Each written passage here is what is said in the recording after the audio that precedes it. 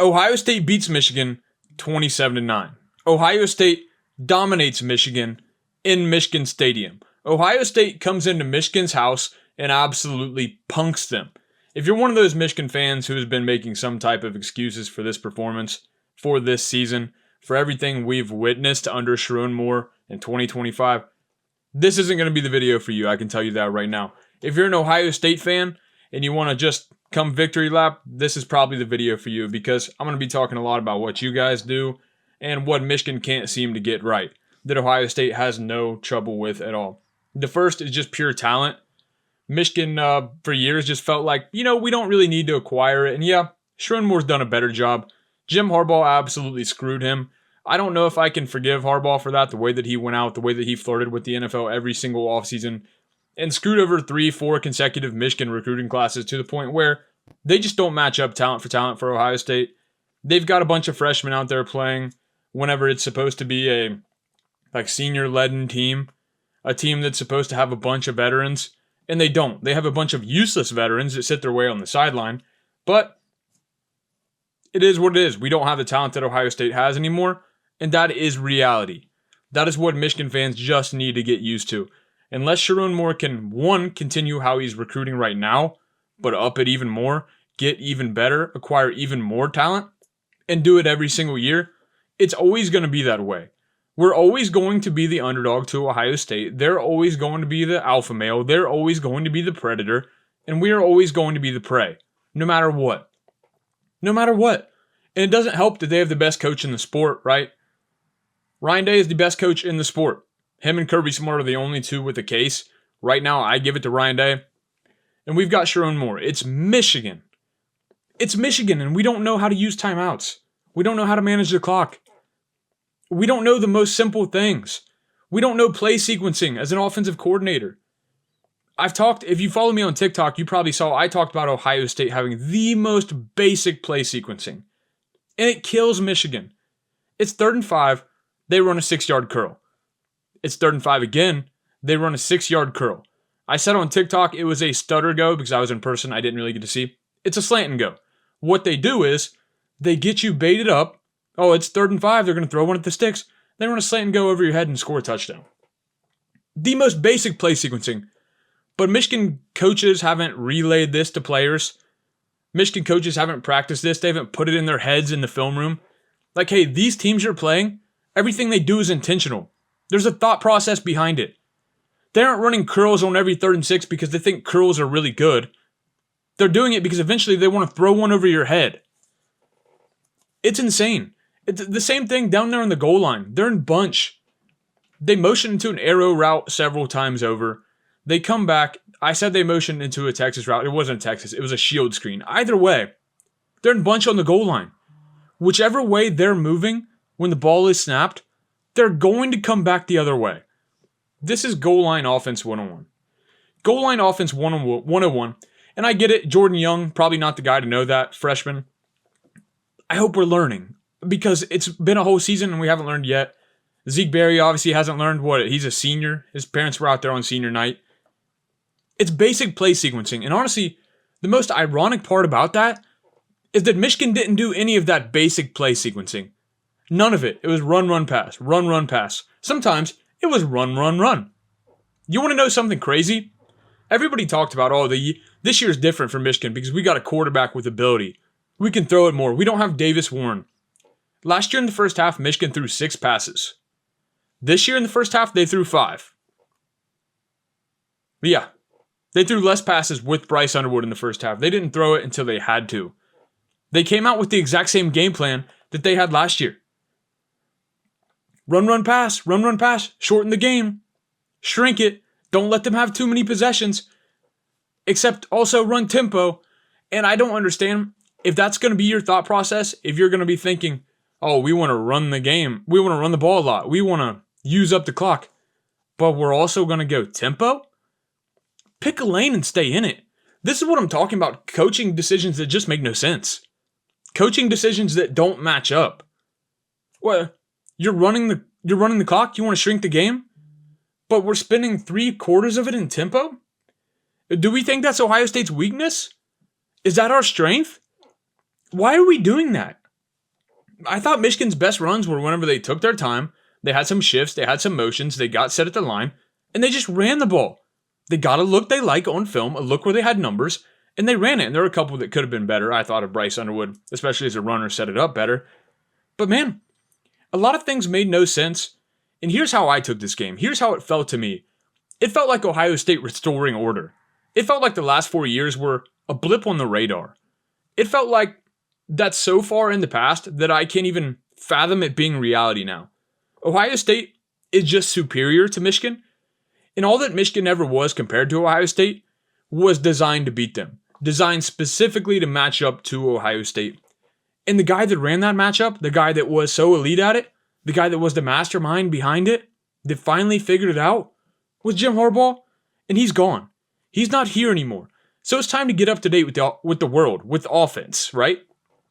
Run, pass isn't the meta. Shrink the game isn't the meta. You don't have to be Jim Harbaugh. Especially when you aren't Jim Harbaugh. You're not acquiring the same type of players as Jim Harbaugh. You're recruiting better. You're going out and getting modern day football players. You're Michigan. You've got money now and you can spend it. You can pay players. You can get who you want. It's time to get up to date. It's time to run a real offense. If that means getting rid of Sherrone more, that's fine with me. I like Sherrone more, but this offense is inexcusable. The way that Michigan is able to acquire talent, like I said, I know there were a rough couple years. The transfer portal exists as well. Are we aware of that? We can go get guys that can make plays.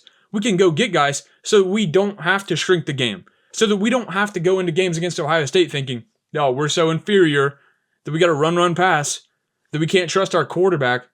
Every time we go get a transfer portal quarterback, he just magically can't play the whole season. We're going to hide his injury. Mikey Keene's going to be really good. He had abdomen surgery, and he's not going to play all year. We're paying him for no reason to come be a backup to a kid who can't see the field, a kid who has no idea what he's doing, a kid who's not ready to play, even though he's physically talented. And that's okay. I talk about Cam Newton. I compare Bryce Underwood to Cam Newton. Physically, they've got the same kind of tools. That being said, Cam Newton didn't play until he was a junior, and everybody was okay with that. I understand you're paying a lot of money to Bryce Underwood. You want to see him out there on the field. It would have been really cool for him to watch and learn. For him to come out and be a good football player by the time he steps onto the field. For him to have learned a lot of lessons by the time he steps on the field. But instead, this is where we're at with Michigan. Next year is probably Sherrone Moore's leash, right? They've got a tough schedule and they've got to get it done. It doesn't matter. They've got to be in the college football playoff or he's out of there. That's how I'm feeling. As for Ohio State, they didn't go all out against Michigan. They didn't let the dogs off the leash. Like I said, they had their most basic play sequencing. Brian Hartline didn't have to get in his bag. He didn't have to pull out any tricks. He called hitches, he called curls, he called slants, and he called slant and goes. The most basic stuff, pick plays on the goal line. He ran power, he ran counter. He motioned into power and counter. They declined a holding penalty. Absolutely disrespected Michigan, declining a holding penalty. They said, no. We don't want 2nd and 15. We want 3rd and 5. Because you can't convert it. That's what we think about you. That is what Ohio State thinks about Michigan. They look at Michigan like a complete joke. That's why this thumbnail says back to reality. Because it's time Michigan fans face this music. The public looks at you as Ohio State's little brother. They do. Because of how you recruit, because of how much success they have on the field compared to you, because of the fact that they're always a favorite, because they show up week in and week out, and they execute, and it's only getting worse and worse and worse under Sherrone Moore. It's not getting better. Every time Michigan plays a team they're right there talent-wise with, they lose, and they don't just lose, they get dominated. They got dominated by Oklahoma, they got dominated by USC, they definitely got dominated by Ohio State, who didn't even try. So what's their game plan moving forward? You got to get healthy. You got some young guys, obviously. Learn, get better. Sherrone's got one more year. Recruit. It looks like they're doing that already. They got a couple commits today. That's the next step. If you want to be Ohio State, here's a message for you. And Ohio State fans, I want you to enjoy this as I say it. Michigan is not Ohio State. They're not remotely close to Ohio State. They don't acquire talent at the same level. They don't take the sport as seriously. Is that good enough for you? They don't have the same level of coordinators. They don't have the same level of players. They don't have the same level of head coach. because they didn't feel like they needed to do it. They felt like they could settle and run the Michigan offense and just be tougher and shorten the game in 2025. Just shorten the game against Ohio State. It doesn't matter how you match up with anyone from the SEC. The only thing that matters is we're set up good to beat Ohio State. We have the talent. We have the toughness. It's a complete joke, and Ohio State ended that joke. They were never laughing. They never thought it was funny. The past 4 years are a complete blip on the radar. Ohio State erased it all last night. It's over. Ohio State is back to dominating. I don't think I could ever pick Michigan to win this game in a million years after watching what I just watched. I don't care how much talent Ohio State loses because I saw how much talent they lost last year. And guess what? They aren't Michigan. They don't fall off to 7-5 when they lose a bunch of talent. You know what they do? They reload, they come back, and they're a national title favorite yet again. And you know the best thing about this? All of their best players, outside of obviously Caleb Downs, Arvell Reese, all of their best players, especially on offense, they're young guys. They're coming back. They're going to be elite again next year because it's Ohio State, and that's the standard. And a good reminder for Ohio State fans and Michigan fans alike, Michigan does not have that standard. Michigan will never have that standard as far as I'm concerned. They're never going to reload at the way that Ohio State does. And it's nobody's fault but their own because they won't commit to it. They won't put the resources into it. They've got the brand power. They've got the money. They've just got to actually go out and do it. And they've got to put the coordinators and the head coach in place to be able to do it, to give proof of concept, to let kids know this is what we can do with you in Michigan. Right now, they're not doing that. It's a joke. I don't know how they're even getting more and more commits. Bo Jackson just absolutely dominated us. Congrats to Ohio State being the more physical team, getting the monkey off your back. The way that they were able to lean on Michigan in the second half, I was genuinely impressed by. So take this as me ending the rant, me being done being a spiteful Michigan fan, and me being a college football guy again and saying, congratulations, Ohio State. You dominated. You were the more physical team. You faced adversity. Michigan picked you off. It's pouring snow. Michigan's up early, 6-0. The crowd is going ballistic. You stay calm. You march the field. Bo Jackson breaks off a run. You get stuffed on the goal line? That's a bad look. It's starting to feel like Jordan Marshall's ripping off runs. You're getting stuffed on the goal line. Oh man, we've been through this before. But it's different now. You've got Julian Sayin. You've got Jeremiah Smith, Carnell, Tate. You've got a composed Brian Hartline, Ryan Day, who just move forward. They make the calls. They don't panic. They get the job done. And that's why, to me, this Ohio State team is different this year. That's why, to me, they're the national title favorite. Because of that leadership, because of that composure, because of the way they respond to adversity, because of the way that they handle the game, and they don't even have to really try yet. 12-0, and they haven't really put the pedal to the metal.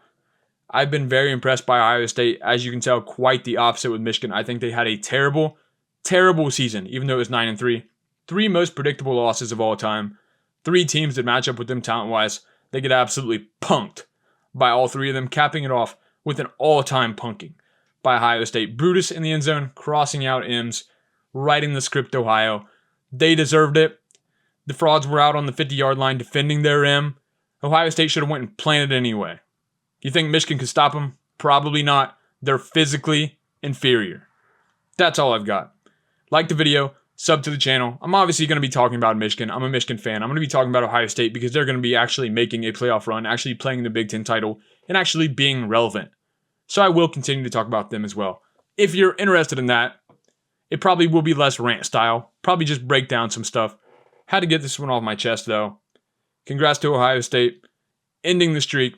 Go ahead and say it. It's been like 370 days since Michigan beat Ohio State. I'll see you next time.